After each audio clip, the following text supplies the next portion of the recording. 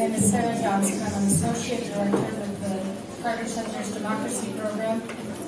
I'd like to welcome you here today to our press conference to highlight the findings of our election observation mission to the August 23rd elections in Zimbabwe. First, I would like to extend a warm thanks to the government of Zimbabwe for inviting the Carter Center to observe the election. We have been following developments here for quite some time, and we were delighted to receive an invitation in early July. We deployed our mission later that month, in early July, with a core team and 15 long-term observers. We have, our observers are from, that's better, thank you. Our observers are from our long-term observers are from 12 different countries, and we represent a very diverse delegation. On election day, the delegation was led by Professor Atahir Jaya, who is the former chairperson of the Nigerian Election Commission. We had 62 long-term observers deployed on election day, and were able to cover all 10 of Zimbabwe's provinces. The delegation, again, came from a very diverse selection of countries, 30 countries in all, including several observers from the SADC region. And our observers continue to observe the tabulation phases of the process, and we will have a presence continue to have a presence in the field for the next several days to follow the post-election processes, including the tabulation of results and announcement of final results. And the announcement of final results. Thank you. I will pass it over to Professor Jega to give our remarks. Thank you. Your Excellencies, distinguished ladies and gentlemen of the media, ladies and gentlemen, good afternoon to you all. Thank you for accepting our invitation and being here for the presentation of this statement. As the election process has not yet concluded, this press statement covers the process thus far.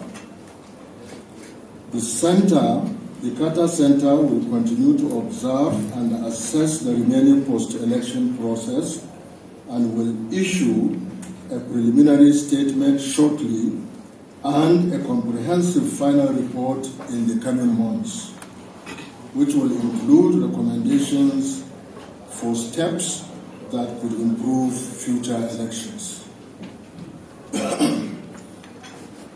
The Carter Center has observed that the 2023 elections in Zimbabwe took place in a restricted political environment, and that the administration of the elections lacked independence and transparency in key areas.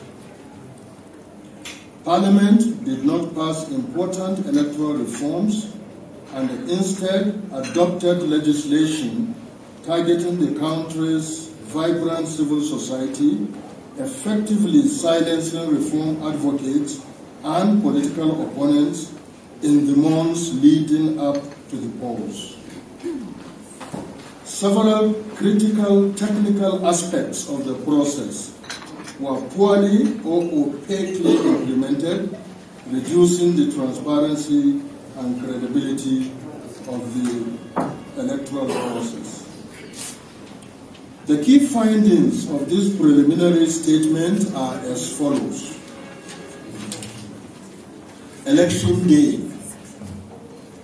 On Election Day, Carter Center observers reported that the voting process runs smoothly at most polling stations. However, in some areas, particularly Harare, Bulawayo, and Manicaland, polling stations opened late, in some cases for more than 11 hours. Although the Zimbabwe Electoral Commission extended voting hours and the government officially proclaimed August 24th as an additional election day, many stakeholders expressed concerns that logistical delays may have depressed voter turnout in those areas. Closing and counting procedures were assessed as largely positive in the limited number of polling stations that the Carter Center observed. Several hours after polls closed on the 23rd of August, Zimbabwean security forces raided the offices of the Zimbabwe Electoral Support Network and the Electoral Resource Center. Two accredited and well-known civil society election observation groups, 39 confiscated and unnecessary restriction. The mental size of these individuals, it prefers transparent critical action, including independent verification of officially announced results.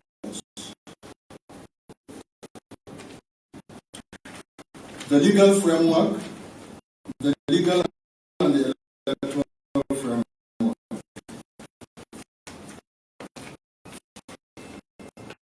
While the Constitution safeguards fundamental human rights and freedoms, in freedoms of expression and legislation and rights, including paying assistance.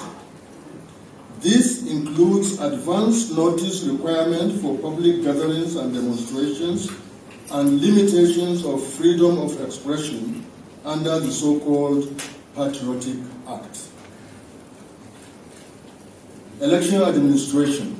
The legal framework gives wide discretion to ZEC to regulate and supervise the election process, to register voters, delimit constituencies, design, print, and distribute ballot papers, approve the form of and procure ballot boxes, approve the form of and procure ballot boxes, establish and operate polling centers and stations, and accredit both citizen and international observers, media, and party agents.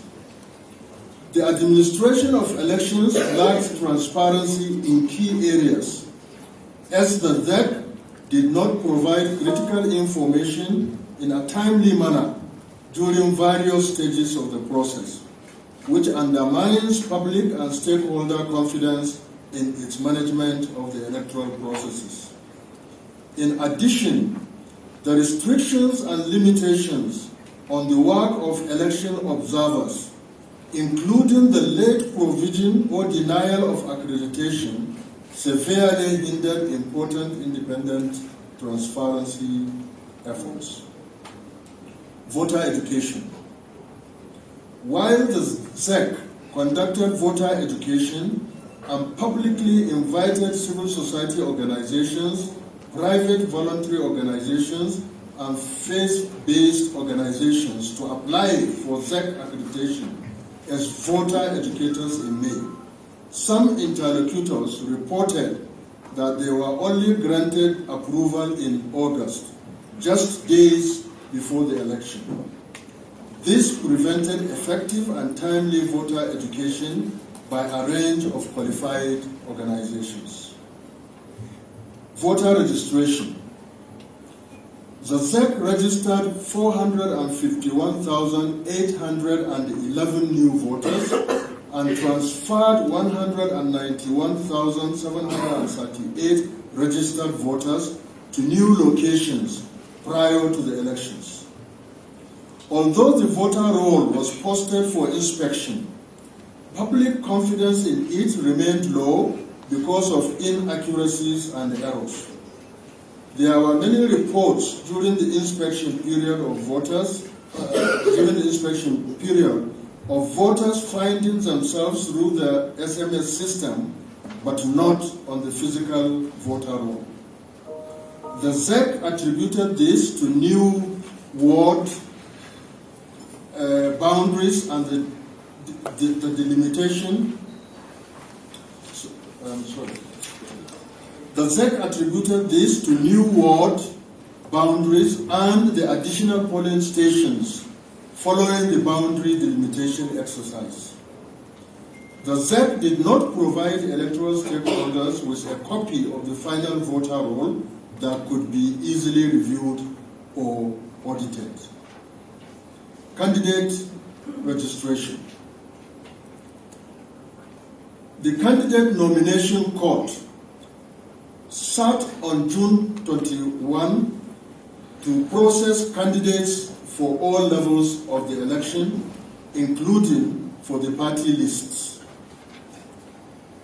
The ZEC issued directives on how the party lists should be structured just one day before the court, which constrained the ability of some parties to provide adequate numbers of women for provincial council party lists.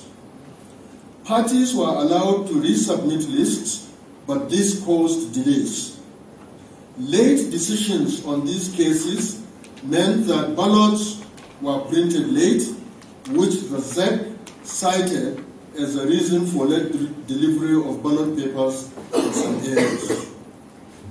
Only the ruling party managed to submit party lists and candidates for every constituency and ward election, and ran uncontested in around 10% of the wards. Political environment. While incidents of political violence were fewer than in 2018, tensions and polarization increased in the months preceding the elections as legislation restricting individuals' freedoms of speech, movement and association, such as the Criminal Law Codification Amendment Act, also known as the Patriotic Act, and the PVO Amendment Bill were introduced. While the PVO legislation has yet to become law, but coupled with the Patriotic Act, its potential enactment has produced a stifling effect on Zimbabwean civil society. Campaign period, including social media. The campaign took place in a restrictive and highly polarized environment. Authorities were reported to have banned more than 300 public gatherings, making it extremely difficult for opposition parties and candidates to engage with potential supporters and the electorate. There were isolated instances of violent intra-party and inter-party clashes. Inter-party violence resulted in one reported death in Harare on August 3, 2023.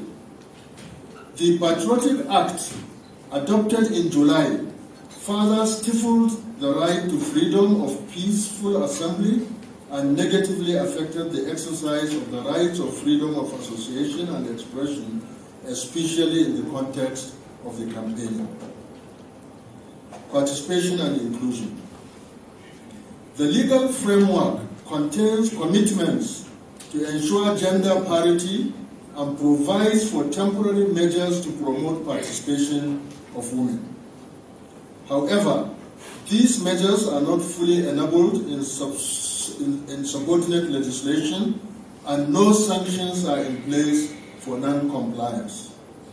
As a result, participation of women was less than in the previous elections, as political parties generally failed to ensure gender balance among their nominated candidates for directly elected seats, relying solely on seats reserved exclusively for women to give any inclusion for women. The large increase in candidate nomination fees limited all but the wealthy from running for National Assembly seats.